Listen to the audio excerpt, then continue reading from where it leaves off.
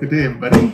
Today, I am unboxing the new iGUIDE Planix R1, which I just received this week. And I'm pretty excited to show it to you. So let's take the first look.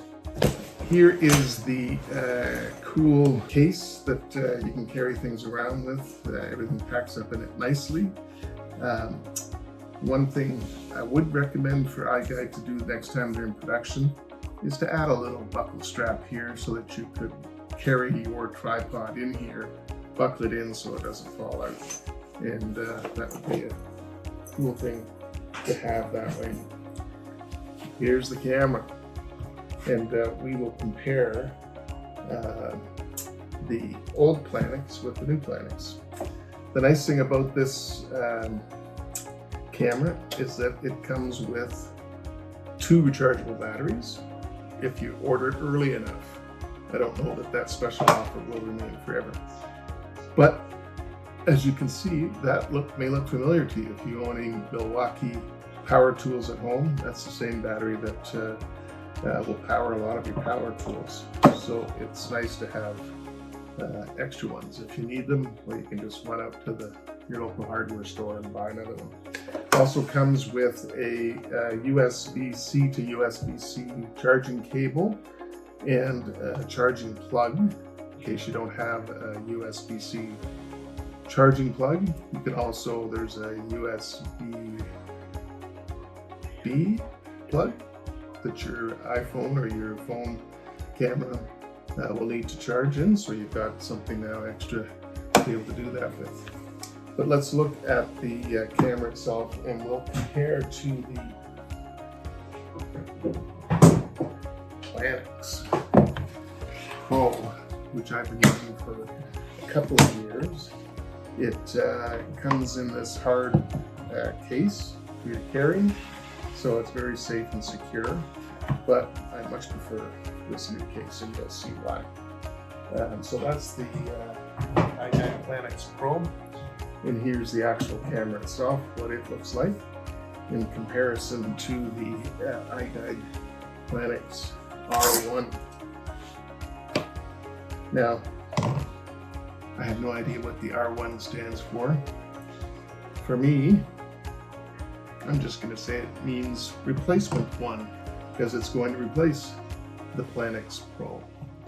And I'll get into some of the details in comparing them.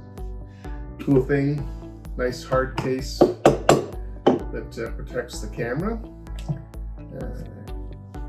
Much different from the Planix Pro. And there you have. You can see quite a difference in size and in weight. You'll see that it's about 30% lighter. I have some stats here that we can go through. The difference between the two is the old Planix Pro uses the Ricoh Theta Z1 camera, or if you're an American, the Z1. Here in Canada and the rest of the English-speaking world, we call it the Z1.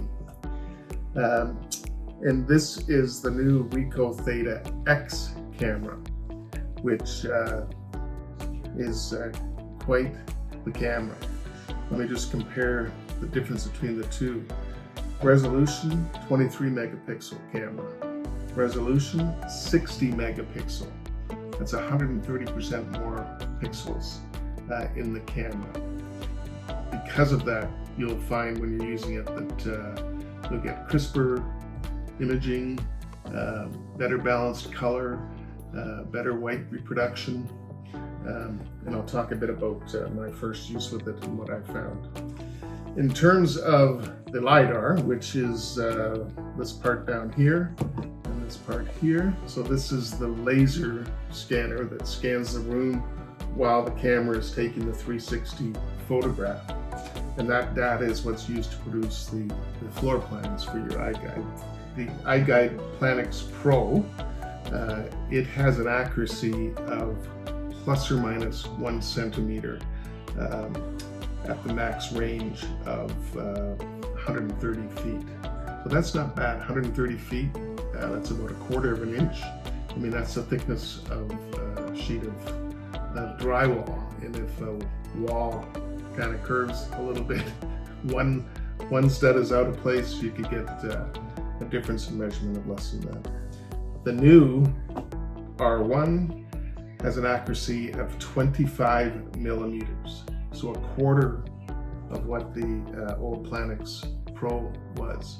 So 25 millimeters over the max range of 130 feet. And they say typically it's plus or minus 10 millimeters from camera to wall with a 60 centimeter wall length.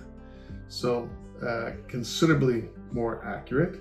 I don't think there was anything wrong with the Planix Pro. I've never had anyone in the design business complain or even suggest that measurements were out. When you think about some of the other products that are on the market right now, far superior with either camera. So you can't go wrong either way. Let's talk about the first use. So I picked this baby up on my way to a shoot on Monday of this week. And I brought the Planix Pro just in case I didn't want to try this out on my first job and have something go wrong with it.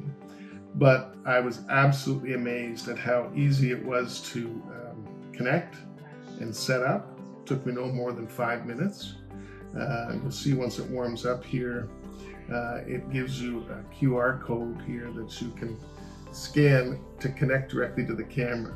Whereas with the Pro, you need to connect through your phone's Wi-Fi system to be able to connect to this camera. So much easier to connect to this. And the nice thing is no more of these little USB sticks. I have about 8 of them that go with the iGUIDE Planix Pro. That's what the data is written to, all your photos and the point cloud data that's used by the system. This beauty stores it directly onto your phone. So yeah, you got to make sure you've got a good high-end phone that you're using. I think most of us in the business already have that. But it stores it directly on your phone, so you're never worrying about USBs that can fail on you. Fortunately, I've never had it happen, but I've seen reports in the iGUIDE Operators Forum where that has happened.